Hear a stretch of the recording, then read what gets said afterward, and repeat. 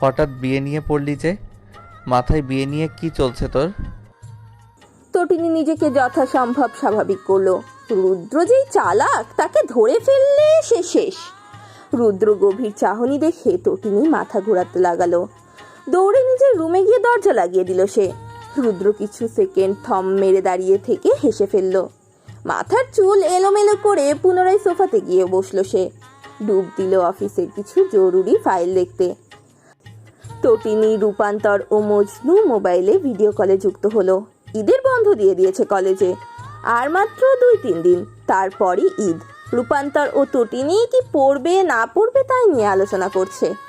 মজনু গম্ভীর মুখে দুই মহিলার কথোপকথন গিলছে। একসময় বিরক্ত হয়ে সে বলল, বাদ দে না এবার, আর কত এক কাহিনী নিয়ে কথা বলবি তোরা? ঈদের দিনের প্ল্যান ঈদের দিনই করিস, পড়ে আছে তো 2 দিন। তটিনী দাঁত কিরমিরিয়ে বলল, তোর সমস্যা কি? আমরা সারা দিন সারা রাত কথা বলবো, তোর শুনতে যদি না ইচ্ছা হয় ডিসকানেক্টেড হয়ে যায়, ফালতু। মজনু বেচারা চশমা ঠিক করে হাত জোড় করে বলল, ক্ষমা করে দেন মা, আমার ভুল হয়ে গেছে। আপনারা প্লিজ সাংসারিক আলোচনা শুরু করুন, আমি দর্শক হয়ে আছি। তটিনী ও রূপান্তর পুনরায় কথা বলতে শুরু করলো। মজনু এক সময় ঘুমিয়ে পড়ল। নিজেদের আলোচনার ফাঁকে মজনুকে ঘুমাতে দেখতে পেল তারা। দুজন হি হি করে হাসতে লাগলো। বেচারা মজনু ঘুমের মধ্যে লাফ দিয়ে উঠল। স্ক্রিনে তাকিয়ে মন খারাপ করে বলল, তোর এসব শয়তান কেন? তোগো আল্লাহ কি দিয়ে বানাইছে বইন? রূপান্তর ও তটিনী হাসতে লাগলো। মজনু ডিসকানেক্টেড হয়ে ঘুমে ডুবে গেল আবার। রূপান্তর তটিনীর দিকে তাকিয়ে বলল, বেচারাকে অনেক জ্বালাই আমরা। তটিনী মুখ বাঁকিয়ে বলল, আহারে, মায়া হচ্ছে বুঝি? রূপান্তর কিছু বলল না। তটিনী সিরিয়াস হয়ে বলল, কিছু কি ভাববি না? না রে, সময় যাক, পরিস্থিতি কোথায় নিয়ে যাবে দেখি, তারপর না হয় ভাবাভাবিক হবে। তাছাড়া দুজনেই স্টুডেন্ট, আমি এখনো বিশ্বাস করতে পারছি না মজদু আমার। যাই হোক, বাদ দে, ঈদটার পর কথা হবে। তটিনী অনলাইন থেকে বের হয়ে গেল। তার মন খারাপ হলো বান্ধবীর জন্য। জীবন এমন কেন যে যাকে চায় তাকে কেন পায় না, আর যাকে নিয়ে কিছু ভাবেইনি তার সাথেই জীবন জুড়ে যায়। এ কেমন খেলা জীবনে? তটিনী দীর্ঘশ্বাস ছাড়ল। হয়তো রুদ্রের কথাই ঠিক, একটা সময় দুজন ভাবতে বসবে, কিন্তু তখন দেরি হয়ে যাবে না তো? তটিনী তার ছোট মাথাতে আর চাপ দিল না। ফেসবুকে গিয়ে পোস্ট করলো, যে যাকে চায় তাকে পায় না কেন? রুদ্র তখন অ্যাক্টিভ ছিল। তটিনীর পোস্টে হাহা রিয়াক্ট দিয়ে ইনবক্সে মেসেজে ছট তুলল সে। সেগুলোও কিছুটা এমন, নিব্বি নিব্বি, কার লগে টাঙ্কি মারস? কী সব পোস্ট করস? কারে তুই পাস নাই? ঐশীর বাচ্চা, তোরে খুন করে ফেলবো। এসব আজাইরা পোস্ট করার মানে কি? রমজান মাসে তোরে কি শয়তানে লারে? ফাজিলের ফাজিল, সারা দিন টই টই করে ঘুরে আর ফেসবুকে স্ট্যাটাস দেয় যে যাকে যায় তাকে পায় না কেন। একবার ঘর থেকে বের হ, তোকে বোঝাবো কেন পায় না। পড়াশোনা বাদ দিয়ে এসব করিস, বেয়াদব একটা। রুদ্রর দীর্ঘ ভাষণে তটিনীর মাথা ঘুরাতে লাগলো। সে তৎক্ষণাৎ পোস্টটা ডিলিট করে দিল। মনে মনে প্রতিজ্ঞা করলো, ইহো জনমে আর কখনো সে স্যাড পোস্ট করবে না।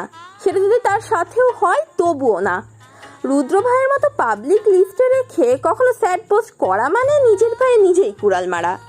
এমন ডেঞ্জারাস পাবলিক যার লিস্টে থাকে তার জন্য জীবন দুঃখে থাকতে হয়। দুঃখের কথা ভাবতেই নেই।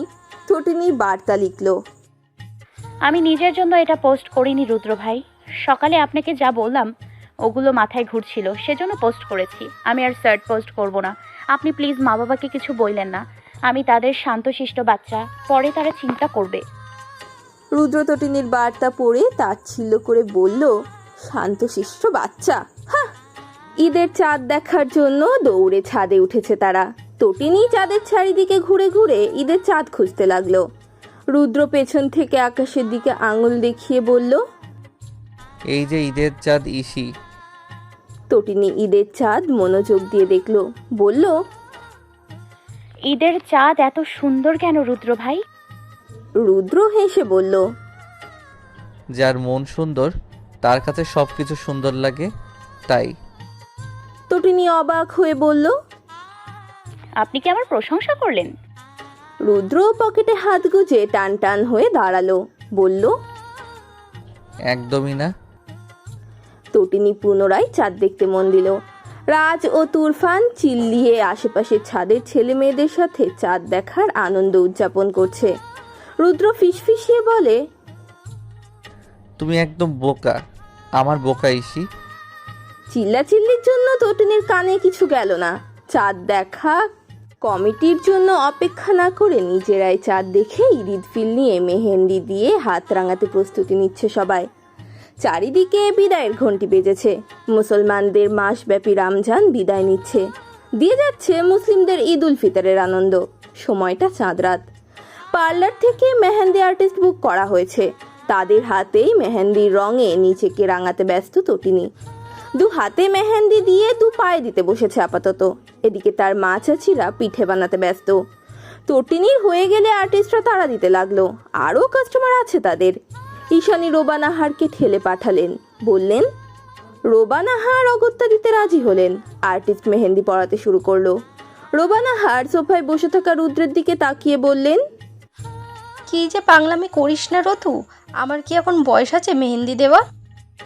রুদ্র মোবাইল স্ক্রিন থেকে চোখ তুলে এক নজর তাকালো, বলল, সারা বছর না দাও, ঈদে অন্তত খুশি ডাবল করতে মেয়েদের মেহেদি দেওয়া প্রয়োজন। তার জন্য বয়স কোনো ম্যাটার না মা। তুমি আমার চোখে সবসময় সুন্দর। আমার মাকে মেহেদি রাঙা হাতেও মানায়, রান্নাঘরে খুন্তি হাতেও মানায়। রোবানাহার হেসে বললেন। হয়েছে, আর পাম দিতে হবে না তোকে। রুদ্র উঠে রান্নাঘরের দিকে গেল। ঈশানীর সাথে নিজেও পিঠে ভাজতে শুরু করলো সে। ঈশানী মানা করে বললেন, তোমাকে এসব করতে হবে না রুদ্র, তুমি গিয়ে বসে থাকো, আমি ভেজে তোমাকে দিয়ে আসবো। রুদ্র গরম তেলে পিঠে ছেড়ে বলল, করতে হবে না বললে তো হবে না চাচি আম্মা, মায়ের পর তোমাকেও দিতে হবে। সুতরাং গিয়ে ফ্রেশ হয়ে নাও, আমি ভেজে নিতে পারবো।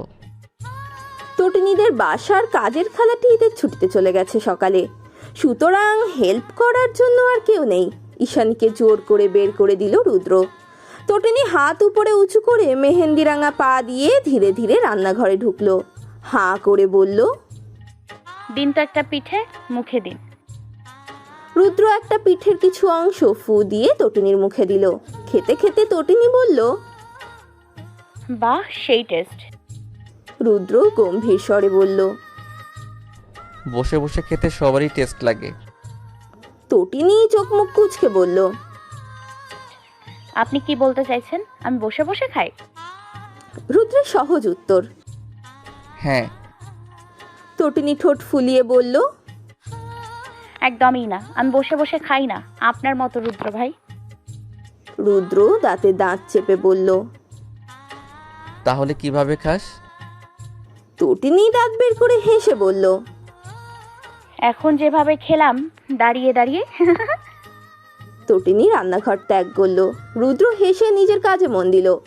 রোবানাহার মেহেন্দি পরে সোফাতে বসে আছেন। তটিনী মেঝেতে বসেছে। রাজ ও তুরফান তটিনীর আশেপাশে ঘুরঘুর করছে, সুযোগ খুঁজছে কিভাবে তটিনীর রাঙা হাত পায়ের সুন্দর ডিজাইন ছড়ানো যায়।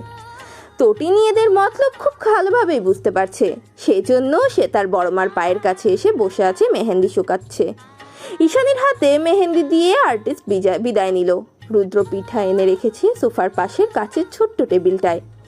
রাজ ও তুরফান পিঠে খেতে খেতে তটিনীর দিকে তাকিয়ে জিহ্বা বের করছে। রুদ্র তটিনীর মুখে পিঠে ঠেসে দিয়ে বলল, লাগালাগি বাদ দে। তটিনী কটমট করে তাকিয়ে পিঠে গিলে ফেললো, বলল, আমি লাগি নাকি আপনার ভাইরা লাগে? সব দোষ আমাকে দেয় সবাই, অথচ দুটো বান্দর যে সব সময় আমার পিছনে লেগে থাকে সেটা কেউ দেখে না। রুদ্র চোখ বড় বড় করে তাকালো। তটিনী মাথা নুইয়ে নিজের পায়ের মেহেন্দির দিকে দেখতে লাগলো। রুদ্র এবার রাজ ও তুরফানের দিকে তাকালো। দুজন হঠাৎ করে ফেরেস্তা হয়ে গেল, যেন তাদের মতো ভালো মানুষ, সভ্য বাচ্চা পৃথিবীতে আর একটাও হতে পারে না। রুদ্র গম্ভীর স্বরে বলল, কি ব্যাপার তোদের? রাজ মুখ ভার করে বলল, কোনো ব্যাপার না ভাইয়া, আমরা ভদ্র বাচ্চা। আমাদের থেকে ভদ্র বাচ্চা পৃথিবীতে আর একটাও খুঁজে পাবে না। আমরা না থাকলে জাতি ধ্বংস। আর তুমি কি না আমাদের দিকে চোখ বড় করে তাকাচ্ছ? তুরফান তাল মিলিয়ে বলল, আমার মতো ভদ্র বাচ্চার জগৎ সারে আর দুটোও পাবেন না, পৃথিবীর কোনো কোনাতেও পাবেন না। বোন সবসময় মিথ্যা বলে, আমি কিছু করি না কখনো, আমি তো ফিডার খাই না এখনো, তাই না মা? ঈশানী চোখ বড় বড় করে তাকালেন।